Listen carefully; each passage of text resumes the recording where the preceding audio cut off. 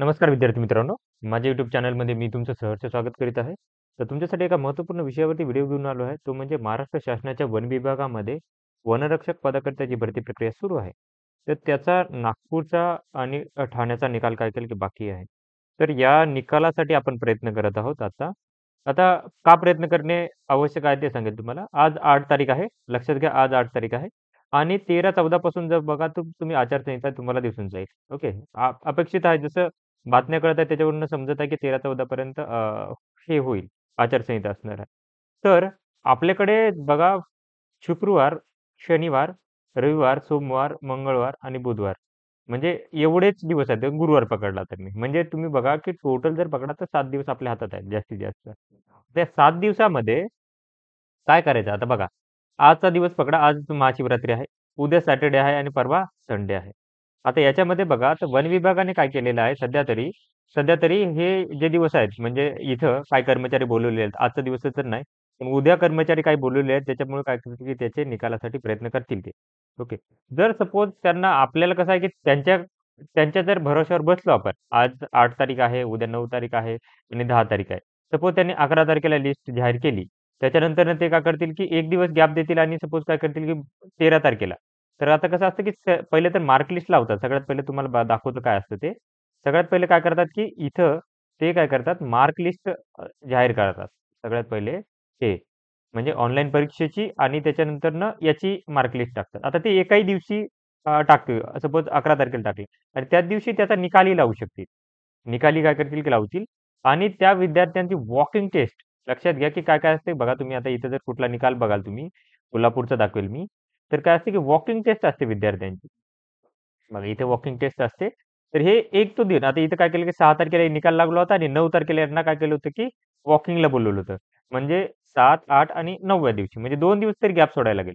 त्यांना 13 तारखेला जरी सपोज झालं, आता लक्षात घ्या, की आता यांना जर आपण हे नाही केलं, तर हे काय करू शकतात, जर एकाच दिवसाचा जर उशीर झाला इथे पुढे जर सपोज त्यांच्याकडनं काय झालं, काही आणि ते उशीर झाला, तर नियुक्ती आपल्याला काय करणार, की त्यामुळे भेटणार नाही. लक्षात घ्या, नियुक्ती मिळणं खूप आवश्यक आहे इथं. विद्यार्थ्यांना काय, की माझे जे प्रयत्न असतात विद्यार्थ्यांसाठी ते कसे असतात, की जर मी सुरू केलेली गोष्ट आहे ती मी काय करतो, की एंड करतो. आता त्यासाठी काय करायला लागेल आपल्याला, त्याच्यासाठी तुम्हाला माहिती देण्यासाठी हा व्हिडिओ आहे. लक्षात घ्या. तर मित्रांनो काय करायला लागेल सगळ्यात पहिलं, तर बघा आपल्याला मी काय केलेलं आहे, आता उद्यापासून आता आज तर काय कॉल रिसीव्ह नाही करतील, पण मेल तुमचे जाणार आहेत, तर सुट्टीच्या दिवशी मेल करू शकता. ते जेव्हा पाहतील तेव्हा पाहतील. तर आपल्याला काय करायला जास्तीत जास्त मेल करायला लागतील. आता मेल कोणाकोणाला करायला लागतील? तर सगळ्यात पहिलं जे मेल आहे, आता आपल्याला जे नागपूरसाठी जे सूचना येतात, त्या तुम्हाला दाखवतो कोणाच्या नावाने येतात. आता सपोज एखादी मी नोटीस उघडली. नोटीस खाली कोणाचं नाव आहे? ते आहेत डॉक्टर भारत सिंह हाडा यांचं नाव येतं. सदस्य सचिव तथा उपवनरक्षक नागपूर वन विभाग, नागपूर यांना आपल्याला काय करायला लागेल, की रिक्वेस्ट करायला लागणार आहे. त्यासाठी काय करायला लागेल आता यांना तर रिक्वेस्ट करायला लागेल. तर बघा, आपल्याला काय करायला लागेल सगळ्यात पहिलं इथं ज्यांच्यावर आपल्याला त्यांनी हे मागवलं होतं, की 21 आणि 22 तारखेला रनिंग साठी विद्यार्थ्यांना जे डबल रनिंगसाठी काय केलं होतं, की या ईमेल आयडी.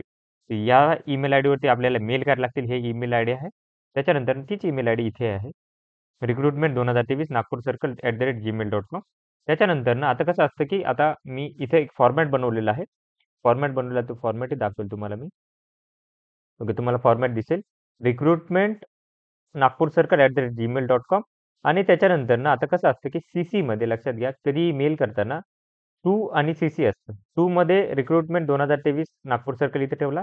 आता सी-सीमध्ये कसं असतं, की त्यांचे जे सीनियर्स असतात त्यांना ठेवायला लागतं. म्हणजे त्यांना एक प्रती जाते. लक्षात घ्या, प्रती समजते तुम्हाला, की एक कॉपी इकडेही जाते, एक कॉपी इकडेही जाते.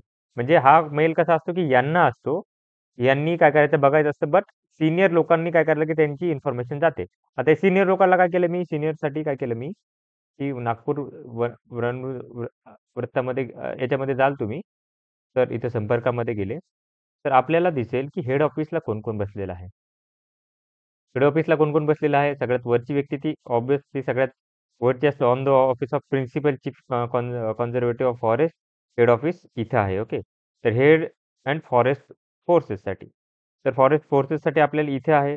तर काय केलं की मी यांना काय केलेलं आहे की इथं ज्या शैलेश शेबुर्णीकर यांना काय केलेलं आहे की हा मेल ठेवायचा आहे.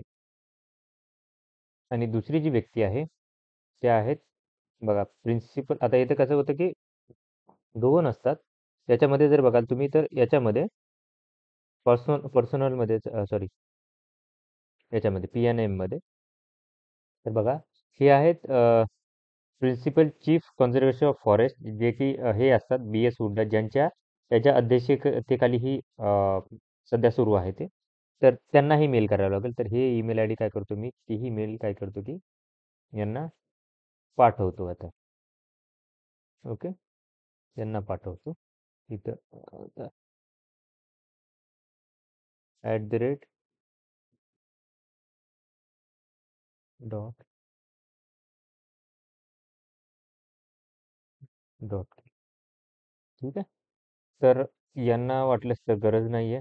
आपण या दोघांना काय करू शकतो, हे मेल करायचं आहे. तर त्याच्यामुळे काय होईल, की बघा लक्षात घ्या, की याच्यामुळे हे काय करतील, की जे निकाल आहे, तो लवकरात लवकर काय करतील, की लावण्यासाठी प्रयत्न करतील. आता इथं विषयामध्ये मी काय केलेलं आहे, की हा विषय टाकलेला आहे, की वनरक्षक भरतीचा निकाल लावण्याबाबत टाकलेला आहे. त्याच्यामध्ये फक्त एवढं सांगितलेलं आहे, की बघा, की वनरक्षक परीक्षेची ऑनलाईन परीक्षा तसेच ग्राउंड दिलेले आहे, मी दिलेले आहे. त्याच्यानंतर 8 तारीख आज 8 तारीख असून अजूनपर्यंत निकाल लावलेले नाही. यानंतर मार्क लिस्ट तसेच सिलेक्शन लिस्ट लावणे, तसेच वॉकिंग आणि स्टॅमिना टेस्ट बाकी आहे आणि 12 तारखेआधी हे करण्याची गरज आहे. नाहीतर आम्हाला नियुक्ती आचारसंहिता नंतरनं मिळेल. तर आपण लवकरात लवकर काय करायचं, की निकाल लावून विद्यार्थ्यांना नियुक्ती द्यावी हीच विनंती केली आहे. जास्त काही लिहिलेलं नाही आणि आपलाच विद्यार्थी लिहिलेला आहे. बस बाकी काही नाही लिहिलेलं ठीक आहे वगैरे कारण एवढं डिटेल लिहायची गरज नाही. त्यांना मुद्दा माहिती आहे फक्त जेवढ्या जास्त विद्यार्थ्यांनी सेंड करतील तेवढं हे बरोबर राहणार आणि काय करायचं तुम्ही सेंड करायचं. मी काय करत आहे की तुमच्या समोरच सेंड करत आहे. त्यात काय करा की तुम्हीही लवकरात लवकर काय करा की मेल जे आहे ते सेंड करा. तुम्हाला जर वाटलं मेल कसं करायचं माहीत नसतं तर हे फॉर्मॅट तुम्हाला मी काय करते की Telegram चॅनलवरती देईन आणि कसं करायचं त्याची तुम्हाला माहिती सांगून देईन. ओके. तर अशाच महत्त्वपूर्ण अपडेटसाठी माझ्या चॅनलला सबस्क्राईब करा, व्हिडिओ लाईक करा आणि इन्फॉर्मेशन मित्रांसोबत शेअर करा. धन्यवाद.